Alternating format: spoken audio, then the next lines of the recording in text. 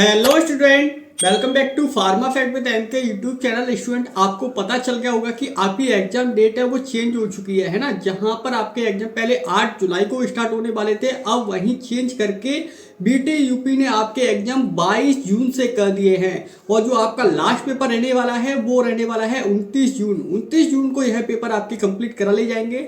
Student, अगर आप D pharm second year में हो, डी फार्म फर्स्ट ईयर में हो, तो आपको पता होना चाहिए कि आपकी एग्जाम डेट चेंज हो चुकी है। साथ ही साथ आपके पास मात्र 11 दिन बचे हैं। 11 दिन में किस तरीके से आपको तैयारी करनी है, क्या क्या इंपॉर्टेंट है आप सभी लोगों के लिए ताकि आप पास हो सको।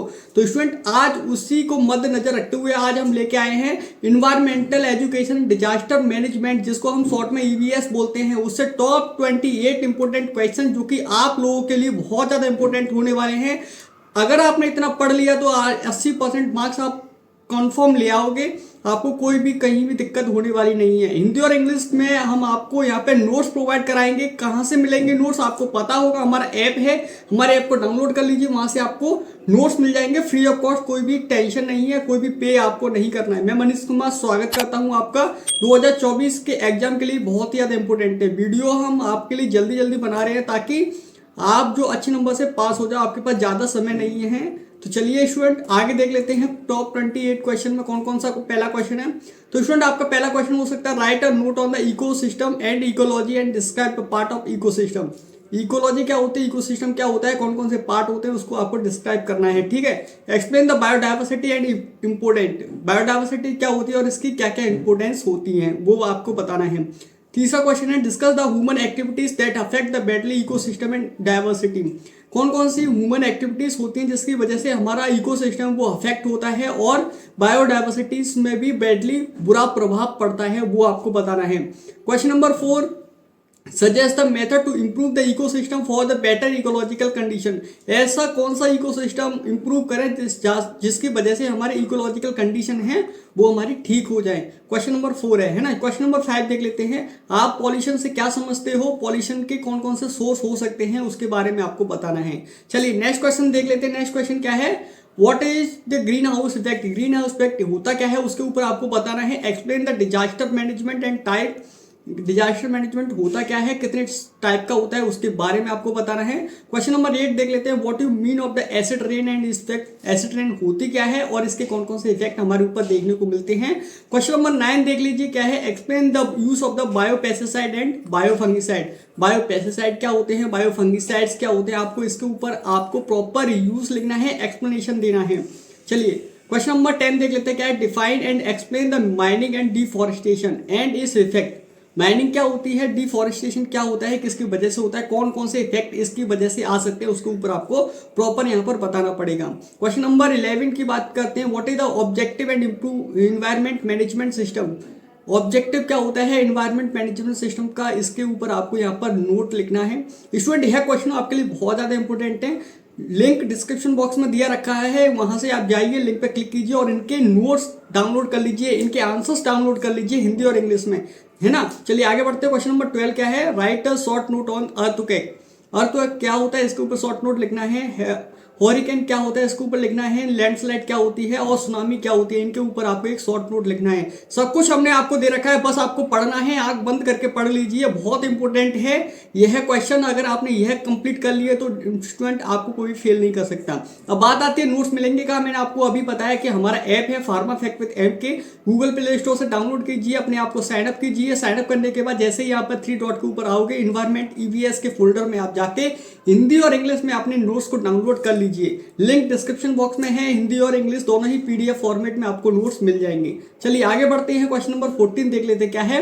Explain the natural source. Natural resources क्या होती हैं, डिफरेंस क्या होता है रिन्यूएबल और नॉन रिन्यूएबल नेचुरल रिसोर्सेज में, क्या क्या डिफरेंस है रिन्यूएबल और नॉन रिन्यूएबल नेचुरल रिसोर्सेज में। क्वेश्चन नंबर 15 देख लेते हैं। Explain the role of individual and conversion of natural resources.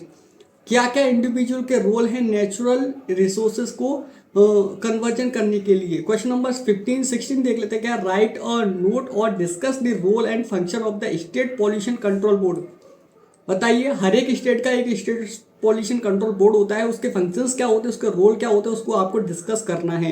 Question number 17 देख लेते हैं। Question number 17, discuss the man made resource of pollution. Pollution इंसानों की वजह से कौन कौन से पॉल्यूशन उत्पन्न हुए हैं उसके ऊपर आपको यहाँ पर बताना है। क्वेश्चन नंबर 18 देख लेते हैं। Write a short note on radio active pollution. Radio active pollution क्या होता है, किसकी वजह से होता है, इसके ऊपर भी आपको एक शॉर्ट नोट लिखना है। क्वेश्चन नंबर 9 देख लेते हैं। Discuss the mean of control the plastic waste management to put into the profitable business. Plastic waste management को किस तरीके से कंट्रोल कर सकते हैं, इसको किस तरीके से मैनेज कर सकते हैं, और इसके प्रॉफिटेबल बिजनेस के लिए एग्जांपल के साथ आप बता सकते हो कि क्या क्या प्रॉफिटेबल बिजनेस हम प्लास्टिक वेस्ट मैनेजमेंट को करके हम कर सकते हैं। ठीक है, क्वेश्चन नंबर 20 देख लेते हैं। Write a note on the management industrial hazardous waste. Industrial और हजार्डस वेस्ट जो भी निकलता है इंडस्ट्री से, उसको किस तरीके से मैनेज कर सकते हैं, उसके ऊपर आपको यहाँ पर डिटेल में नोट देना है। चलिए क्वेश्चन नंबर 11 देख लेते हैं। Write a short note on ozone layer depletion. जो ओजोन लेयर का डेप्लीशन हो रहा है वो किसकी वजह से हो रहा है, इसके कौन कौन से इफेक्ट हमें देखने को मिल रहे हैं, इन्वायरमेंट के ऊपर कौन कौन से इफेक्ट आ रहे हैं, वो सब आपको बताना है। चलिए क्वेश्चन नंबर 22 देख लेते हैं। क्या है, explain the air pollution. Air pollution होता क्या है, इसकी वजह से कौन कौन से कॉजेस हो सकते हैं। चलिए क्वेश्चन नंबर 23 देख लेते हैं। Explain the water pollution and is use of it. Water pollution होता क्या है और इसके कौन कौन से कॉजेस हो सकते हैं अगर हम इसको यूज करते हैं। क्वेश्चन नंबर 24 देख लेते हैं। क्या है, नॉइज पॉल्यूशन क्या होता है, इसकी वजह से कौन कौन से कॉजेस हो सकते हैं। क्वेश्चन नंबर 25 देख लेते हैं। Process of the purification waste water into the pure water. जो वेस्ट वाटर होता है उसको किस तरीके से प्योरीफाई करते हैं जिसकी वजह से हमें प्योर वाटर मिल जाता है, उसके ऊपर आपको यहाँ पर प्रॉपर नोट देना है। क्वेश्चन नंबर 26 देख लेते हैं। What you mean of the soil pollution.